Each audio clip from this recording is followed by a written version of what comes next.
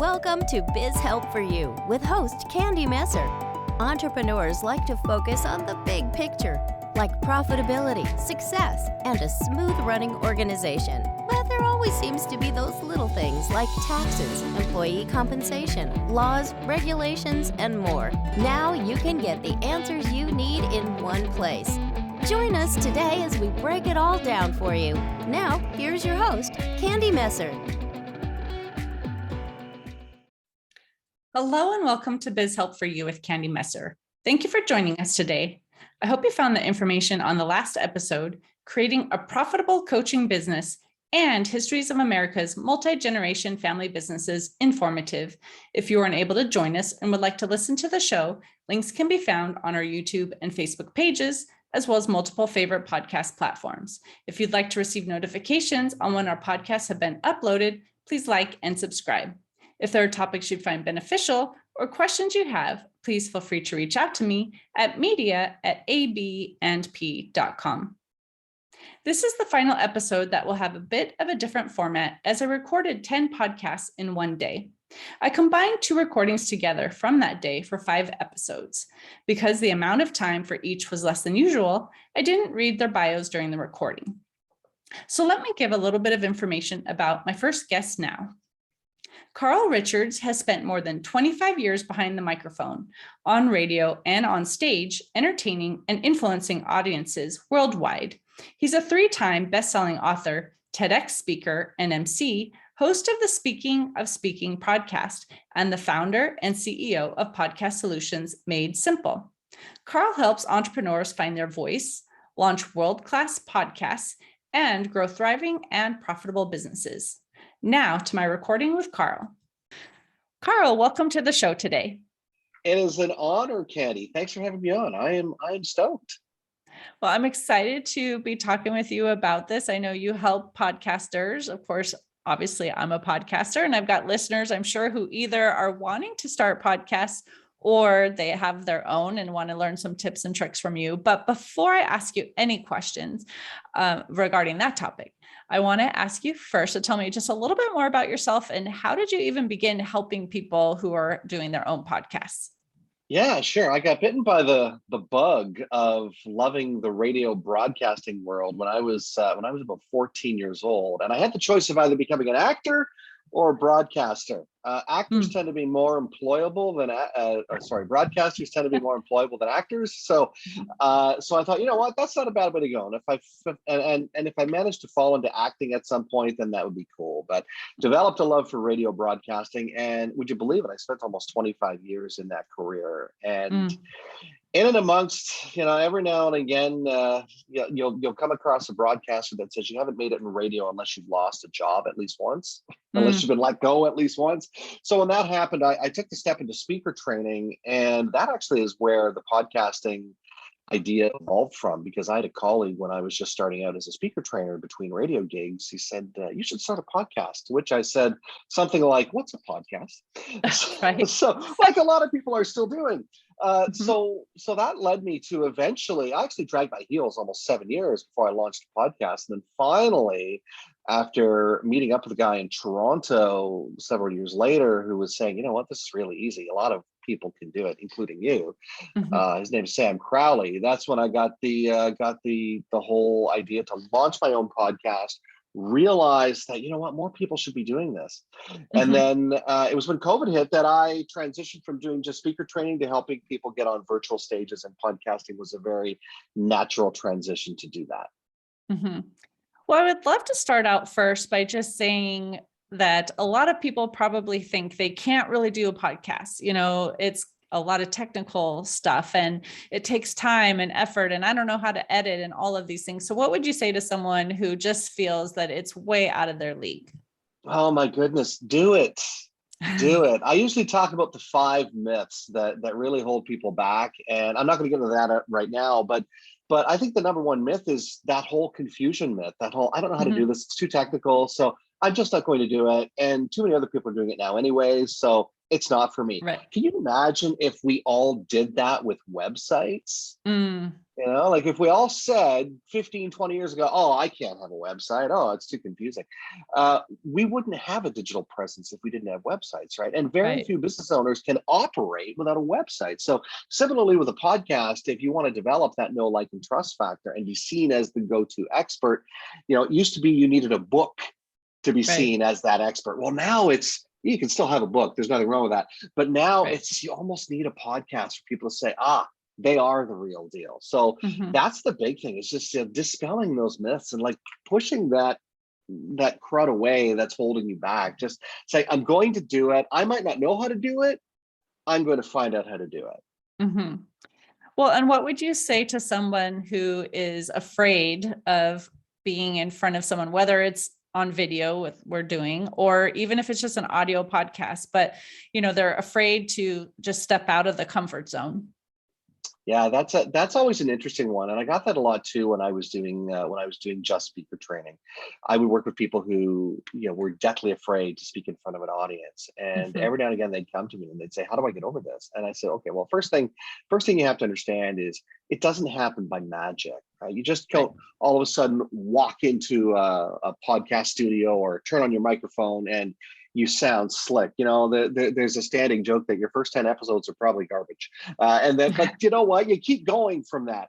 But it's Right. the same thing with public speaking. The more, if you want to get better at it, if you want to get better at podcasting, you want to get better at speaking in front of an audience, you want to lose some of those fears or at least walk through it with a little bit more confidence, you have Right. to do it. You have Mhm. to do it. You have to. And I know that sounds so glaringly obvious, but it's easy for us to just shy away, right? Right. But if you just do it, if you just say, you know what, even if it scares the pants off me, I'm going to do it. I'm going to, get some help and find out how to do it. And I'm going to stand in front of people. And if you're really that nervous and you really need some help with working through the jitters, that's when you would, shameless promotion, I guess, in a way, but you would hire a coach, you would hire somebody to help you through that, or Right.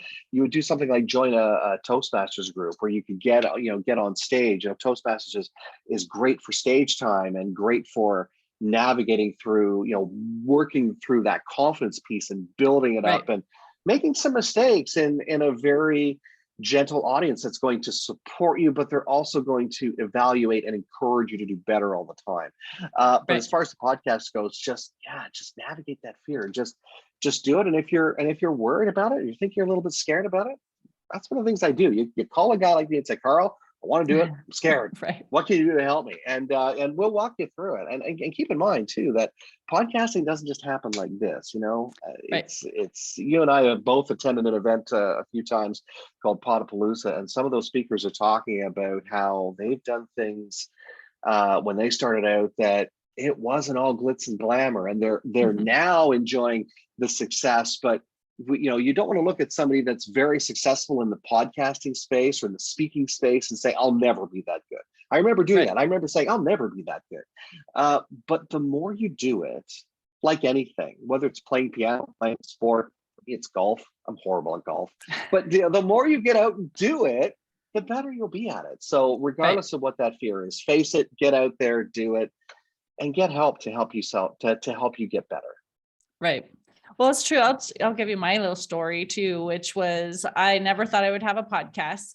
Somebody found me on LinkedIn, actually from Voice America. So originally it was just audio. Nice. However, it was technically an hour-long show, except of course there was like the commercial at the beginning, 2 commercials in the middle, and the commercial at the end. So I had to have about 51 to 52 minutes of content. And I was nervous, and it was live most of the time, unless they couldn't make that time, then you could pre-record, but many of them were live. And I was like scared when they even reached Right. out to me to do it. And then I was like, okay, well, they have the engineering people at least, right? All I have to do is do the talking part. They're going to do all the rest of it. And then my husband kept saying, you should be on YouTube. You should have people search on video. And I was like, oh, but there's so much to do. Anyway, long story short, here we are. And I'm an introvert too. It's hard for me to like get out of, in the middle of, being behind my computer, books or whatever, I do the bookkeeping stuff, to be in front of people. But I finally stepped out And I love what I'm doing because I'm helping entrepreneurs, right? So I think if we look at what is the reason why we're doing what we're doing, then it can help us get over our fear, right? And over time, we do get better. But yeah, at first they even told me too, the first few don't even have a guest because you want to get comfortable with the process.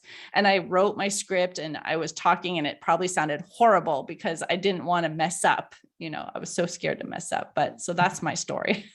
It's so true. I mean, when we're first starting out, I was that way when I first started out in radio way back when. I was awful, just absolutely horrible.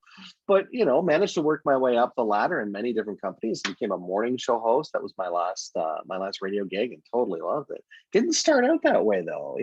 We don't start out being, to coin a phrase, we don't start out as Oprah Winfrey, and Right. we grow based on what we're doing, and we do it with with the intention too, as you said, about connecting and helping people in that coaching space, or wanting to help people improve their lives in whatever way we do that.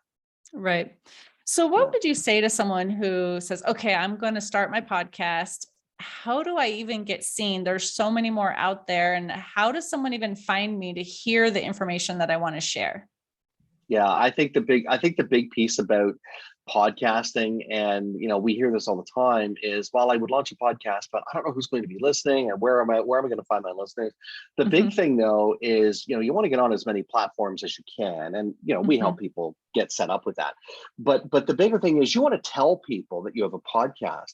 Candy, you have no idea how many people launch podcasts and just don't tell people they have a podcast. They don't tell their network. They don't share it on social media. They don't put it in their email signature. They don't put it in their speaker bio. They don't put it in the back of their book that they're, working so tirelessly to get out there. If you tell people you have a podcast, you're going to win. If you don't tell people, I always say it's like winking at someone in the dark.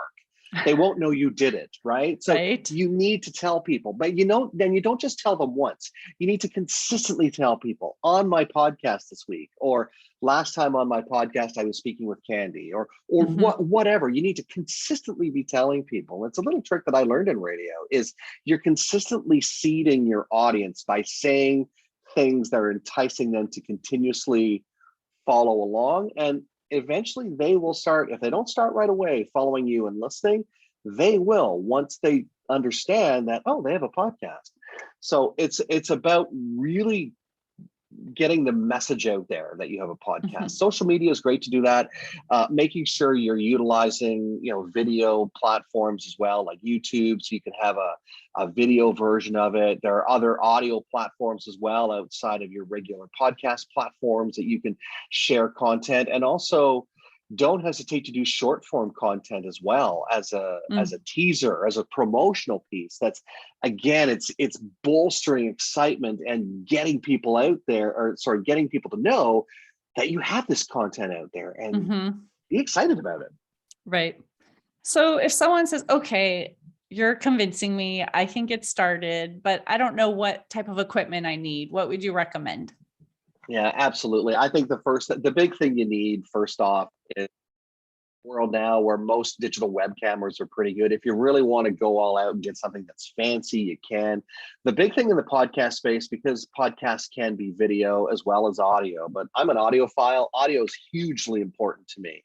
You want to make sure you have good audio, whether it be a good set of Apple earbuds, which is what I'm wearing today, or a good quality microphone. There's many of them out there. There's the Blue Yeti, there's the Rode series of microphones.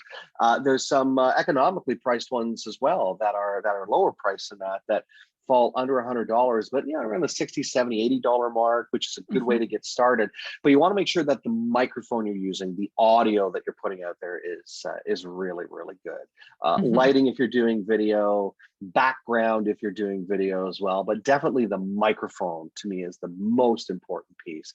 And if you're doing video, then the other pieces that can go along with that, but definitely microphone. And don't go too cheap, but you don't have to buy a $10,000 or invest the $50,000 sound studio or system. You can do it on a budget and still look and sound good. Right. And once they have recorded their, the podcast episodes, do you recommend specific channels that they share it on? Yeah, absolutely. There's always the big ones. Everyone says share it on Apple Podcasts and iTunes and Google Podcasts and Spotify.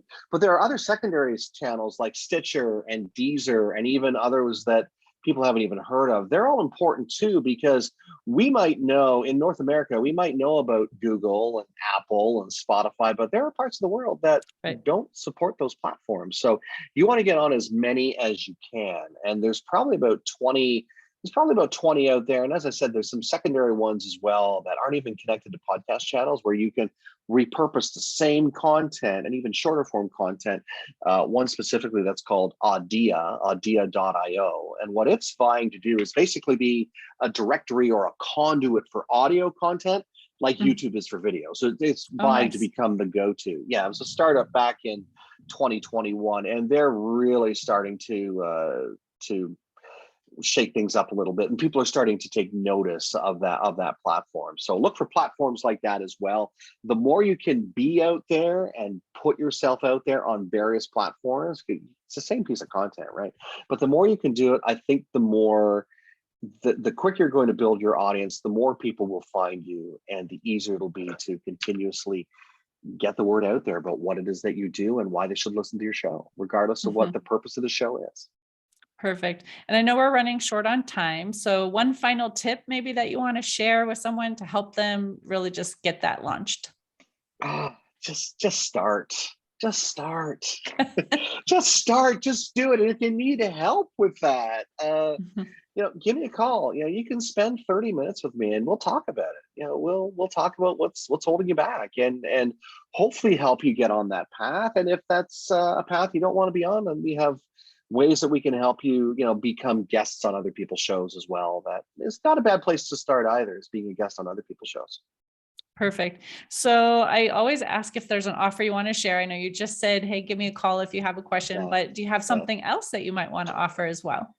Yeah, sure. I just alluded to it too, that, we're always looking for ways to help people get on other people's shows. So we recently started a guest and host collaboration group. So it's called Podcast Alliance Made Simple. We meet a couple of times a month and we have a training session and usually a Q&A call as well. So if you want to come and check it out, I can certainly make sure that you have the information, Candy, my contact information and website information to come on out. We have a different speaker every month. It's free to check us out, and membership has its privileges as well for enhanced networking and mastermind type experiences. But that's my offer, is to come and check us out for free. And if you do decide to join us, it's I think right now it's $29 a month Canadian to come and check us out. Perfect. Yeah. And how can people find you, connect with you, whether it's social media, website? What would you like to share? Yeah, absolutely. carlspeaks.ca is the best way to do that. My social links are there, but ask Carl, it's Carl with a C, ask Carl at carlspeaks.ca. If anything I've said has resonated with you and you'd like to have a conversation, my calendar link is there as well.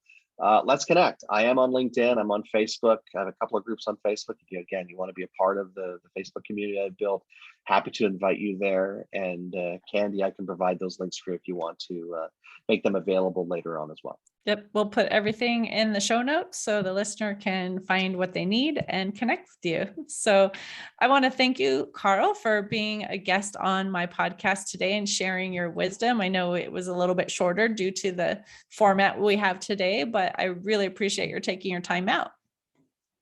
Thank you so much, Candy. It's been fun, and happy podcasting. Thanks. And I wish you continued success too. Now let's learn a little bit about my next guest.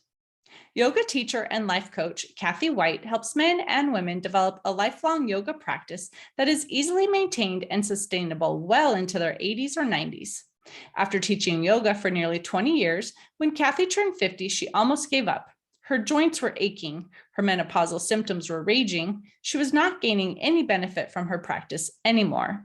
Then she was introduced to Kite Yoga from Brazil. Over the next 5 years, she has refined and developed what she calls her joint renewal system. This is yoga for longevity. It's a mindful approach to body and mind, like adding WD-40 to the joints. It is a method that rejuvenates the body, calms the nervous system, builds strength, and adds vitality. Now to my interview with Kathy. So Kathy, welcome to the show today. Thank you so much. Lovely to be here, Candy. Thanks. Well, before I get into the questions I have for you, if you want to just give me a brief description of kind of what you have done in the past and how you got into working with entrepreneurs or others to be healthy. Yeah, well, I have been in the yoga field for many years. It was always my side hustle. I've also worked as an art psychotherapist in hospitals and mental health facilities and a life coach. Mm-hmm. So when I turned 50, I did a retraining and I decided to really focus on offering yoga more full time. And what I notice is about people in business, entrepreneurs, is that they spend hours at their desks. Mm-hmm. It's really, and I know this myself from running my own business, that I can get so caught up in a project or a launch or something that I'm doing to promote the business. And it's, I'm a solopreneur. I've got a couple of assistants, but really it's just me.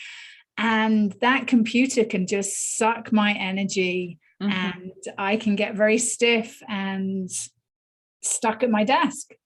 So getting up and getting out, moving is really important. However, what also happens is that because of our lifestyle, when we do go to move, especially as we get a little bit older, is that our bodies are quite fragile.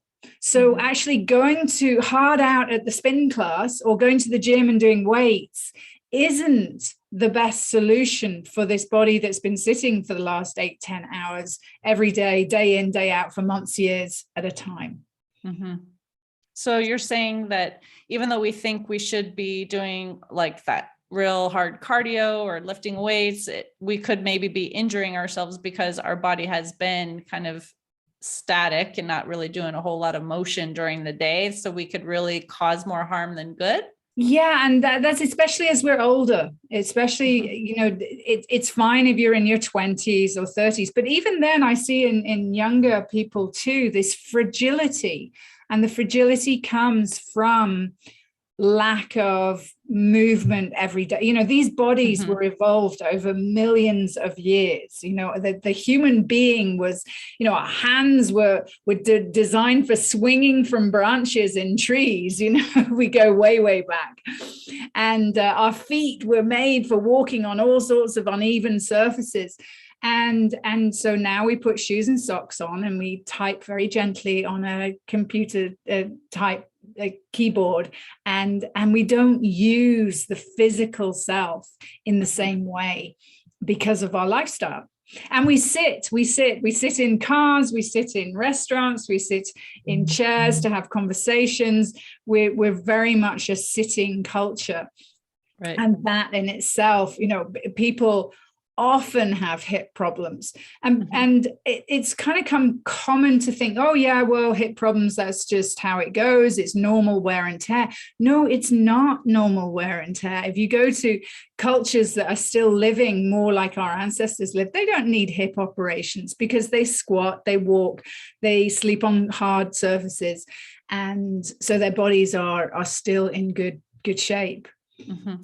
So for people like us that are entrepreneurs behind a desk and aren't out and moving and stuff all the time, are there exercises that you could recommend that we could fit in, if we don't have a lot of time to just like stop the work and go do a normal half-hour workout? Like what can we do in a 10-minute break maybe? Yeah, no, that's really great question, Candy, because what I suggest is people stand up, have a standing desk or a desk that moves. I've got one here that I don't know if you get that sound effect. So, the standing up, the sitting down, changing it up. I actually have 3 positions. I have my sitting, I have my standing, and I also have sitting on the floor. I have a little platform to put my laptop on. And sitting on the floor, I'll kneel or I'll sit cross-legged. So changing the position with which you sit or are at the computer is really important. Mm-hmm. And then there's wonderful windows that actually are given to you every day, day in. You trying to log into something, or you're downloading something, or something's going on the computer, and you sit there and you can get really frustrated with it, right? Oh, why isn't this download happening? That's your cue. Okay, stand up, just bring your arms over your head, take your arms out to the side, breathe, become present, come back into your body, and move in whatever. We all know a few movements. Obviously people can come to me and learn many more kind of movements that are really good for the joints, and they're not stretching. So what you want to do is get into the actual joints with your awareness too, and move. So, move your wrists rather than thinking about stretching your arms. Move your elbows rather than thinking about elongating in that kind of normal stretchy kind of way. And that just gives you more life, and you'll feel so much better. And then you sit back down or go back into whatever it is that you were downloading, feeling refreshed and more energized. So are there things that you would recommend for at our desk that maybe help keep our body in like a more natural position, whether it's a mouse that we have to use, a keyboard, a chair? Like, what type of equipment should we have as entrepreneurs if we are sitting a lot that will help us not be stiff or sore or, misusing things? Yeah, I would say the most important thing is variety. So, because you can get stuck on, I've got this super ergonomic chair, I've got this great standing desk and I have it at such and such a height. I would say, change it up and always do it different. And there'll be some ways that you sit which will be uncomfortable, and that's perfect. It's like because you're actually accessing something that is maybe a little bit stiffer or a little bit more rigid or a little bit more tight, and it's good to know that.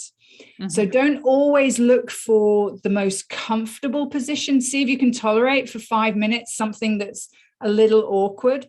If you're doing a standing desk, stand with 1 foot in front and 1 foot behind, kind of, or 2 feet wider than hip width distance apart. The main thing is variety, vary, because what we're doing with our bodies is we become very static. We become very fixed and focused in the way that we hold our shoulders or hold our neck, and then that rigidity locks in. So what we're doing is we're breaking patterns and creating variety in how we sit. So I wouldn't suggest one way, I'd suggest 1,000 ways. Well, that's a great tip, because I don't think I've ever heard that. You always hear like, get this ergonomic keyboard or get, this chair or something. So having that kind of concept of just doing different things so that your body isn't in the same position all the time, I think that's helpful. Just keep moving. And, the manufacturers are just so good at selling us the next best thing for our bodies. They've figured out, like with cars, they figured out that most of us, especially when you reach a certain age, find it difficult to do a neck turn. Most of us get stiffness in our upper neck and shoulder area. And so doing shoulder checks, parking the car, reversing the car is challenging. So they don't say, okay, now you need some yoga and you're going to, everyone in the world, let's free our necks. No, because no one's going to make some money out of that. So instead, they're like, right, we've got this super duper reverse mirror camera for your car. You don't need to look behind. You don't need to turn your head.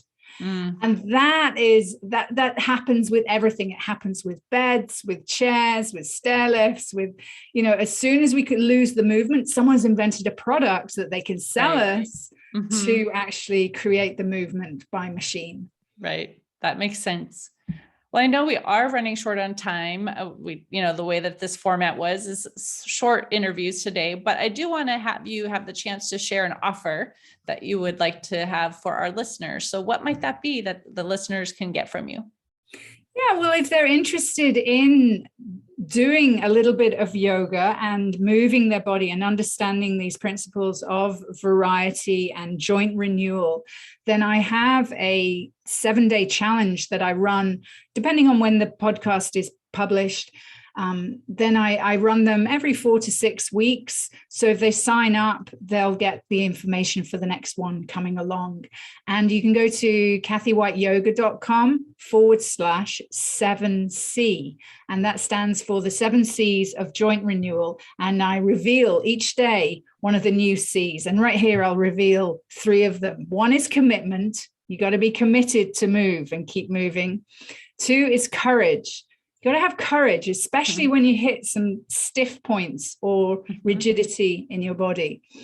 And number 3 is care.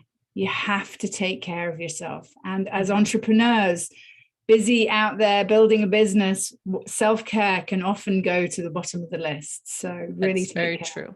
That's very true. So other than that link that you just gave, how else can our listeners connect with you? Find you on social media or website? Yeah, I'm on the usual places. Kathy White Yoga on Facebook. I have a Facebook group, Yoga for Over 50, Kathy White Yoga.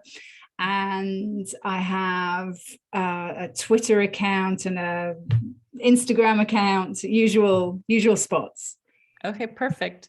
Well, thank you so much for being my guest and just sharing some of your wisdom with the entrepreneurs to help us realize we need to move a little bit more and not be stuck behind our desk. So I do appreciate your taking the time to chat with me today. Oh, you're so welcome. Thank you for having me on your show. Thank you for tuning in today. I hope you found these topics interesting and that they answered some questions about tips to launch and promote your podcast and how to maintain physical flexibility behind a desk. If you have any additional questions or comments, be sure to reach out to Carl or Kathy at any of the links they shared, or you can send us a message at media@abandp.com. And would you please share our show information with those you know? I'd greatly appreciate your support. I hope you can join us for next week's topic, 3 lessons from the ashes of my business failure.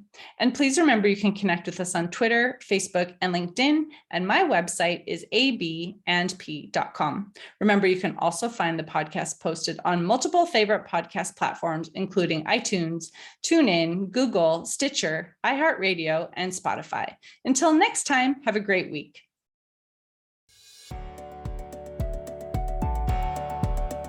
Thank you for listening to Biz Help for You. Please join your host, Candy Messer, again next Tuesday. Have a terrific week.